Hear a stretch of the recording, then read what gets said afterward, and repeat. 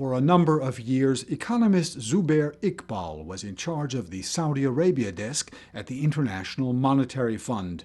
Now retired, he says the report shows that the kingdom's policy of investing its massive oil revenues in infrastructure and education is paying off. It is a well-run economy to the extent that the inflation has been kept under control and the economy continues to grow through diversification, though diversification is not as strong as it could be, but diversification does allow for the growth of the non-oil sector. I mean, take the case, for example, last year, I would say this year in 2012, the overall growth is expected to about 6.1%.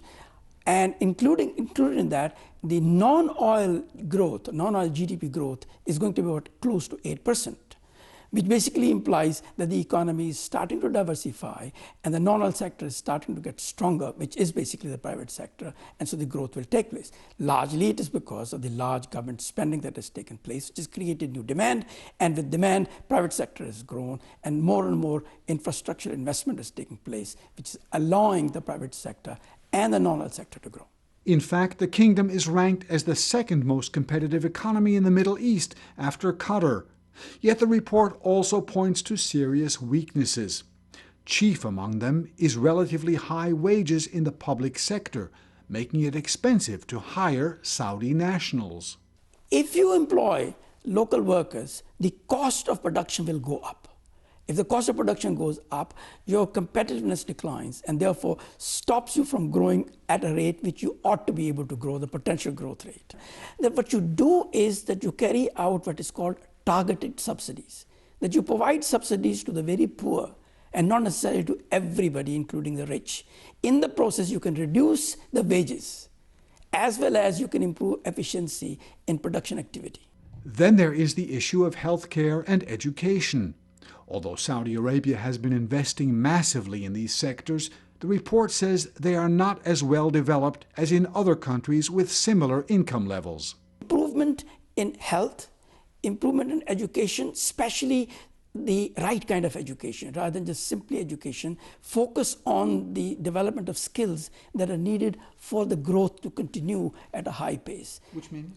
Which basically means that you have to create skills which are needed by the private sector, which are presently being imported from elsewhere.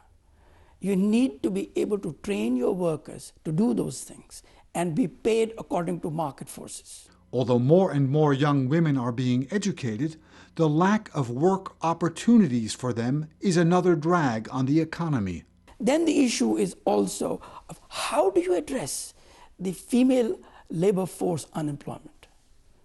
Much of the unemployment that you see is really because there are very limited facilities available for the women to be able to find employment opportunities. If you can do something about that, that will be a great help.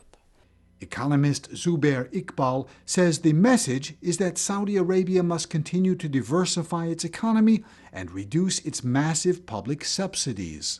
According to the Global Competitiveness Index, Saudi Arabia's economy has been developing strongly. But the report points to several key challenges. It says that wages for Saudi nationals are uncompetitively high. And it adds that even with the kingdom's huge investments in health and education, much more is needed. Burton Bolak, KSA2, Washington.